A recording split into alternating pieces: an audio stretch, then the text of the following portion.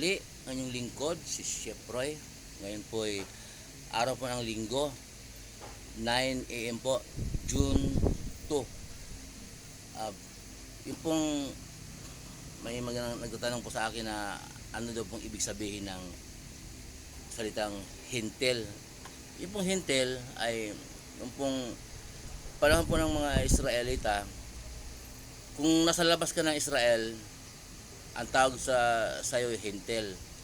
Yun po yung sabi po, hindi ka sakop ng pananampalataya ng Diyos. Kumbaga, wala ka sa grupo na sumusunod sa utos ng Diyos. Sa labas ka ng pananampalataya.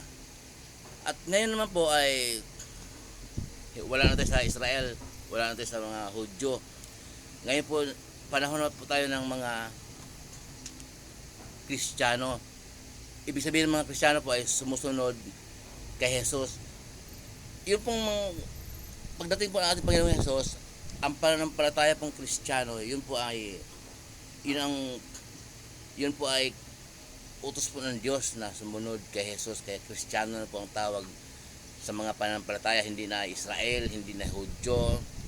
Wala po yung mga panahon ng mga propeta, inalis na ng Diyos yon, kundi si Jesus na po, ang turo ni Jesus ang ating susundin.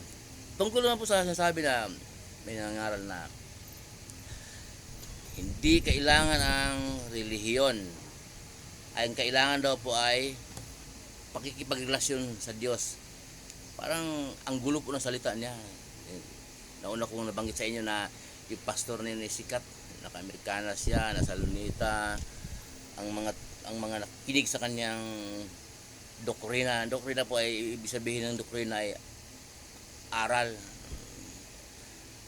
Ay hindi daw kailangan ang relihiyon kundi relasyon. Magulo po yun kasi nga, paano ka makipagrelasyon sa Diyos kung hindi tama ang iyong relihiyon? Kasi po ang ibig sabihin ng relihiyon ay pagsamba po yung, kasi ang relihiyon may tinayo po ang Diyos mismo ng relihiyon, at ang ulo po ay si Jesus, at si Jesus po ang ulo ng relihiyon na yan. Tinuro po sa kanyang alagad na nung muli siyang nabuhay, sinabi na kung paano ako isinugo ng aking ama, gayon din naman isinugo ko kayo. So sinulat ng mga apostol ang salita ni Jesus. Yan, sinunod ng mga apostol, pinangaralan nila. Siyempre mamamatay sila, sinulat nila at nababasa natin ngayon. Yun po ang relihiyon na tinatag ng Diyos ay Iglesia ng Diyos. Basahin po natin ha, maiksi na po ito sa unang Korinto. Unang Korinto 1:1. Ganito po.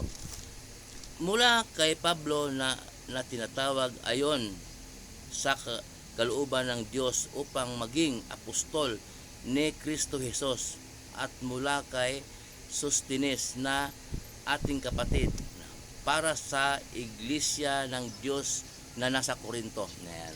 Sinulatan ni Pablo yan nasa Korinto. Sinulatan ni Pablo yan, Iglesia ng Diyos na sa Korinto.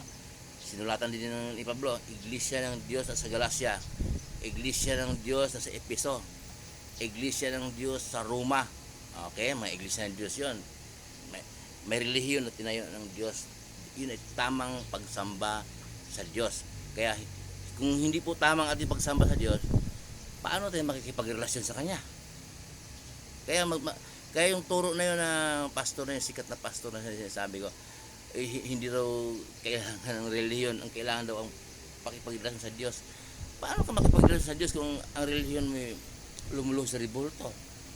Ay malaki pong magulo siya magsalita. Pero yun po, una kong nasabi sa inyo na hindi po natin titingnan yung maamong mukha or sobrang yaman, may helicopter man o maraming tagasunod, okay na yung kanyang pananaw. At titingnan po yung aral. Huwag po tayong magbasa din po tayo ng Bible. Magbasa po tayo ng Bible at pagbulay-bulay natin yung aral ng sino yung nangangaral. Dapat sa sino nangangaral. Yun po ay madalas pong binabanggit yung lingkod, yung nung panahon ng mga propeta ay pag sinabing Diyos-Diyosan, yung mga revolto yan, galit ang Diyos dyan kapag sumasamba ka dyan. Pag lumuluhod ka, sabi ko sa nila, hindi rin nila sasamba, pero niluluhuran. Ang pagluhod po ay pagsamba.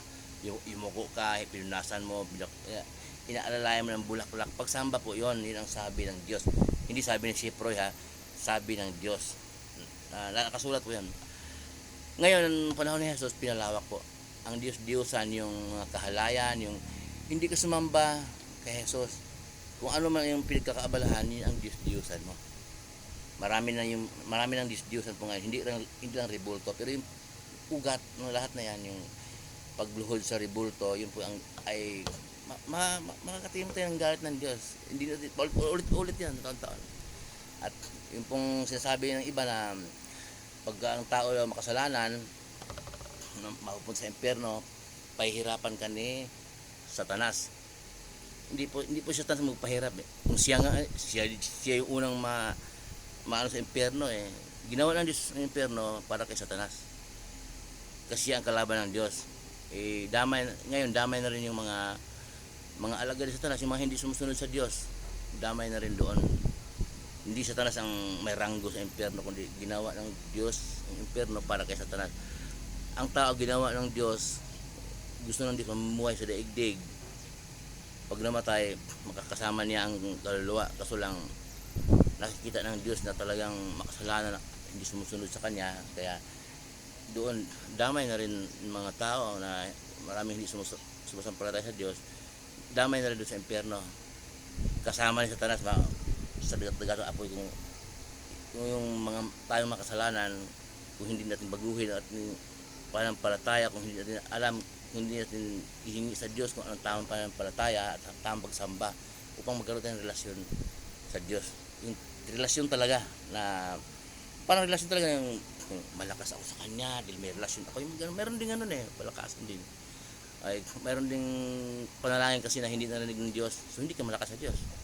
Kahit anong gawin mong luhod, kasi nga hindi po tama ang pagtawag mo sa Kanya, hindi po tama ang pakipagrelasyon mo sa Kanya.